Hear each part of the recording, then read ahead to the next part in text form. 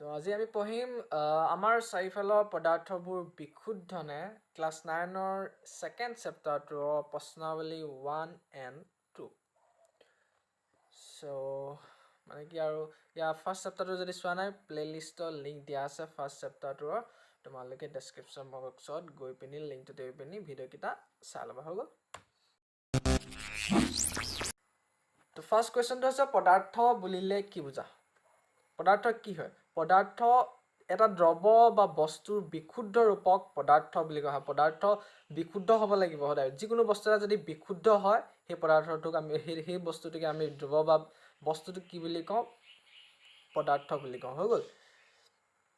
2 number দিছে সমহত্ব আৰু অসমহত্ব মিশ্ৰণৰ প্ৰভেদ বুলি কয় এতিয়া সমহত্ব মিশ্ৰণ মানে কি সমহত্ব মানে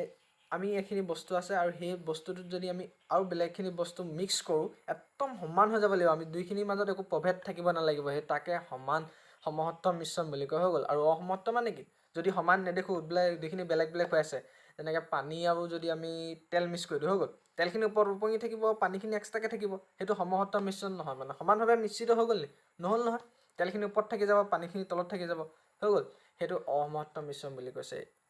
এতিয়া আমি চাম দেই সমহত্ব মিশ্ৰণ কি লিখিছে সমহত্ব মিশ্ৰণৰ সংযুক্তি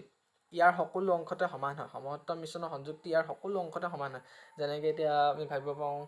পানীখিনিত যদি নিমখ দি দিওঁ পুৰা একদম গুলি দিওঁ পুৰা সমান হৈ যাব পানী নিমখে ধৰ অলপ দি থৈ দিলে একদম পানীখিনি নিচিনা লাগিব তাত নিমখো আছে ন আমি নিমখ দিলেও নহয় কিন্তু চফা হৈ গ'ল ন মানে সেইটো সমানভাৱে চবফালে চবতে গুলি গ'ল ন সেইটো কাৰণে তাক কি বুলি কোৱা হয় সমহত্ব মিশ্ৰণ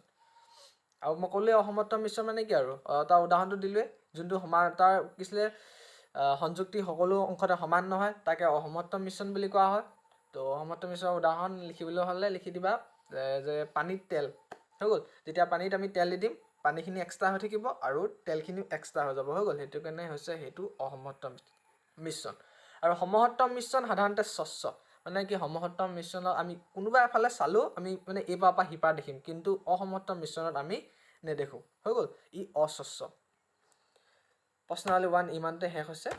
তো এইখিনি চাই ল'বা প্ৰশ্নাৱলী 2ত কৈছে আকৌ কৈছে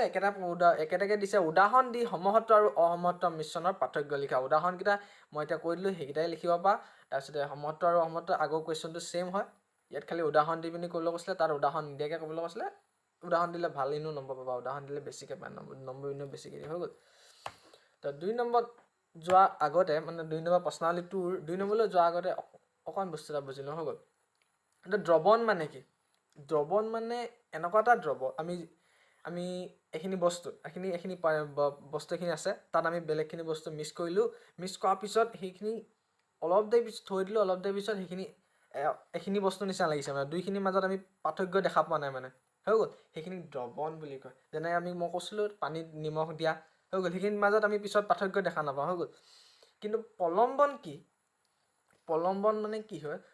আমি পানীখিনিত বালি দিলে হৈ গ'ল পানীখিনিত যদি আমি বালি দি দিওঁ তাত আমি বালিখিনিটো দেখি থাকিম ন মিক্স হৈ যাব নেকি অলপ দেৰি পিছত নহয় বালিখিনি বালিভাগে থাকি যাব সেইটো প্ৰলম্বন বুলি কয় হৈ গ'ল আৰু কলয়ত মানে কি হয় কলয়ত এনেকুৱা এটা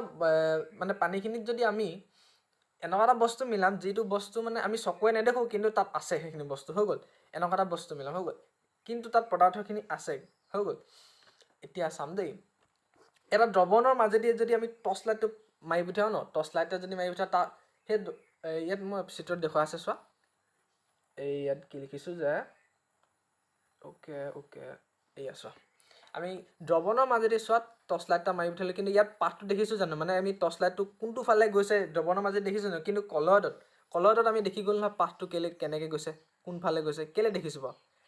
কলয়দত কণিকাবোৰ অকণমান ডাঙৰ হৈ গ'ল তাত যিখিনি কণিকা আমি মিক্স কৰিম সেই কণিকাবোৰ অকণমান ডাঙৰ সিটো লাইটৰ কণিকাটোৱে প্ৰথম গৈ পিনি কলয়দৰ সেই ডাঙৰ কণিকাটোক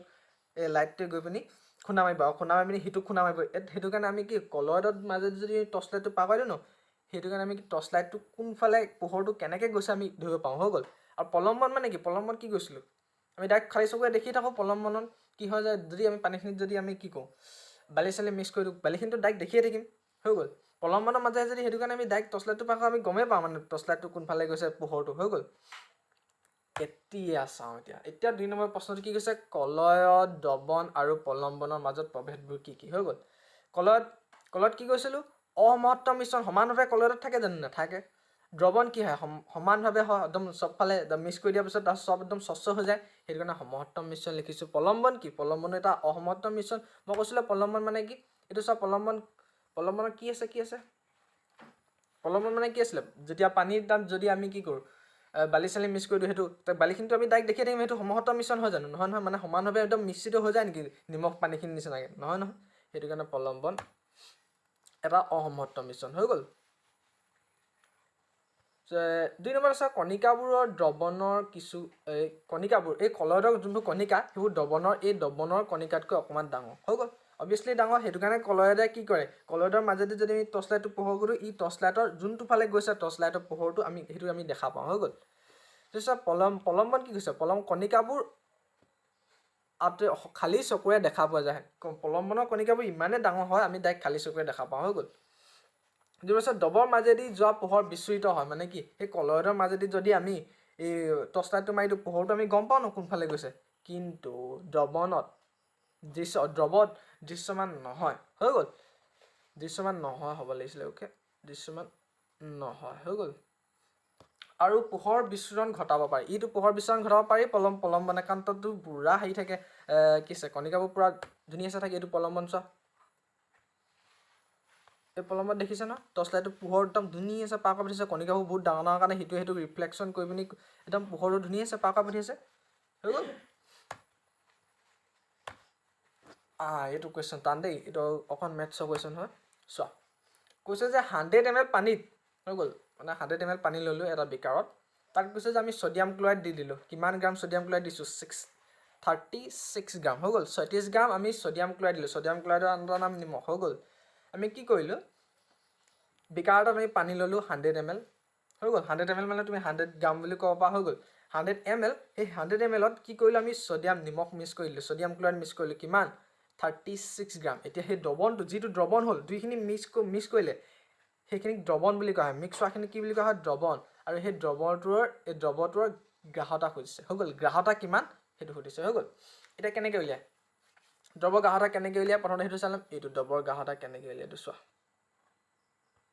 দ্ৰৱৰ গ্ৰাহতা কেনেকৈ উলিয়ায় দ্ৰৱণৰ গ্ৰাহতা ইকুৱেল কি আছিলে দ্ৰাব্য মানে কি প্ৰথমতে পানী আছিলে ইয়াত পানীত কি দিছোঁ বুলি কৈছোঁ ছ'ডিয়াম ক্লৰাইড যিখিনি বস্তু দিম সেইখিনিক দ্ৰাব্য বুলি কয় হৈ গ'ল যিখিনি বস্তু আমি দিম আৰু দ্ৰৱণৰ ভৰ ডিভাইডেড বাই কি কৈছে মানে কি হৰণ কোনে হৰণ কৰিছে দ্ৰৱণৰ ভৰ মানে কি তাত যিমানখিনি পৰিমাণৰ বস্তু আছে প্ৰথমতে পানী 100 গ্ৰাম আছিলে হৈ গ'ল তাত আমি ছ'ডিয়াম ক্লৰাইড কিমান দিলোঁ 36 গ্ৰাম দিলোঁ এই দুইখিনি যোগ কৰাৰ পিছত যিমানটো ভৰ হ'ব সেইখিনিক দ্ৰৱণৰ ভৰ বুলি কোৱা হয় হৈ গ'ল তাক যদি আমি 100 পূৰণ কৰোঁ 100 পূৰণ কৰোঁ তেতিয়া কি পাওঁ আমি দ্ৰৱটোৰ গ্ৰাহতা পাওঁ হৈ গ'ল এতিয়া আমি চাম উত্তৰটো কেনেকৈ কৰিব লাগে যে ছ'ডিয়াম ক্লৰাইডৰ ভৰ মানে কি নিমখৰ ভৰ কিমান দিছিলে পানীত কিমান দিছিলে 36 গ্ৰাম সেইটো কাৰণে 36 গ্ৰাম এইটো কি বুলি কোৱা হয় দ্ৰাব্য বুলি কোৱা হয় হৈ গ'ল যিটো আমি দিম সেইটোক দ্ৰাব্য বুলি কোৱা হয় হৈ গ'ল আৰু পানী যোনটো দ্ৰাৱক বুলি কৈছে আমি যোনটো দিম হৈ গ'ল এইটো পানীৰ দ্ৰাৱক বুলি নকয় এইটো ভুলকৈ লিখিলোঁ ইয়াত হৈ গ'ল পানীৰ